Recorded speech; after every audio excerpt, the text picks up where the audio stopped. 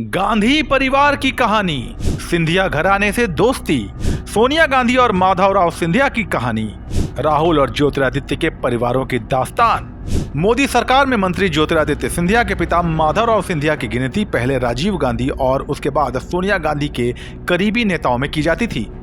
राजीव गांधी के निधन के बाद तो सोनिया लगभग हर बड़े फैसले पर सिंधिया से राय मशवरा किया करती थी। लेखक राशिद किदवई ने अपनी किताब में माधवराव सिंधिया और सोनिया गांधी के आपसी रिश्तों को लेकर कई बातों को उजागर किया है। क्या है वो बातें, आइए जानते हैं सियासी किस्सा की इस कड़ी में। सोनिया, माधव और किताब। ज्योतिरादित्य सिंधिया के पिता माधवराव सिंधिया का साल 2001 में प्लेन दुर्घटना में निधन हो गया था। माधवराव की गिनती कांग्रेस के दिग्गज नेताओं में होती थी। माधवराव सोनिया गांधी के भी करीबी नेताओं में से एक थे। वहीं सोनिया गांधी भी उन पर पूरा भरोसा करती थी, साथ ही उनसे कई अहम मुद्दों पर चर्चा भी करती थी। वरिष्ठ पत्रकार और लेखक राशिद किदवई ने अपनी किताब the house of Scindias, a saga of power, politics and intrigue में इस बात का विस्तार से जिक्र किया है। उसी किताब के कुछ पन्नों में छिपी जानकारियां हम अब आपसे साझा करने जा रहे हैं। सोनिया को नाम से बुलाते थे सिंधिया। अपनी किताब the house of Scindias, a saga of power, politics and intrigue में राशिद किदवई लिखते हैं, माधवराव सिंधिया तेज तर्रार नेता थे, साथ ही उनका सोनिया गांधी से तालमेल भी बहुत अच्छा था।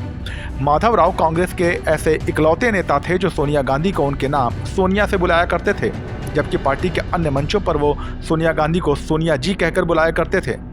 सोनिया गांधी के साथ भी ऐसा ही था, वो भी उन्हें माधव कहकर बुलाया करती थी। सोनिया गांधी अक्सर उन्हें चाय या कॉफ़ी पर बुलाती रहती थीं और कई राजनीतिक मुद्दों पर उनकी राय लिया करती थी। 1968 से थी जान पहचान। अपनी किताब में किदवई आगे लिखते हैं, माधवराव सिंधिया सोनिया गांधी को भारत आने से पहले और 1968 में राजीव गांधी की शादी से पहले के समय से जानते हैं। माधवराव ये भली भांति जानते थे कि इटली में जन्मी एक महिला के लिए भारत में प्रधानमंत्री की कुर्सी कभी भी खाली नहीं हो सकती। ऐसी स्थिति में एक दिन तो ज़रूर आएगा, लेकिन ऐसा नहीं था कि सोनिया गांधी ने इसकी चर्चा माधवराव सिंधिया से नहीं की थी। 1999 में अविश्वास प्रस्ताव के बाद एक वोट से एनडीए की सरकार गिरने के बाद विपक्षी पार्टियों ने इसके लिए मिलना शुरू कर दिया था।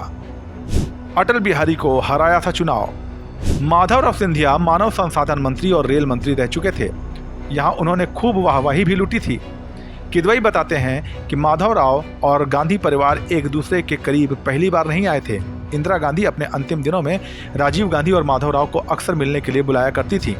1984 के चुनाव में ये देखने को भी मिला था, जब ग्वालियर से कांग्रेस के टिकट पर माधवराव सिंधिया को मैदान में उतारा गया था और सामने अटल बिहारी वाजपेयी मैदान में थे। अटल बिहारी साफ सुथरी छवि वाले नेता थे और माधवराव की मां विजयाराजे सिंधिया भी उनका समर्थन कर रही थीं। खैर, चुनाव के नतीजों में माधवराव सिंधिया को ऐतिहासिक जीत मिली और अटल बिहारी वाजपेयी को हार का सामना करना पड़ा था। इस किस्से पर आपकी क्या राय है, हमें कमेंट सेक्शन में बताइए और ऐसे ही दिलचस्प सियासी किस्सों के लिए बने रहिए जनसत्ता के साथ। नमस्कार।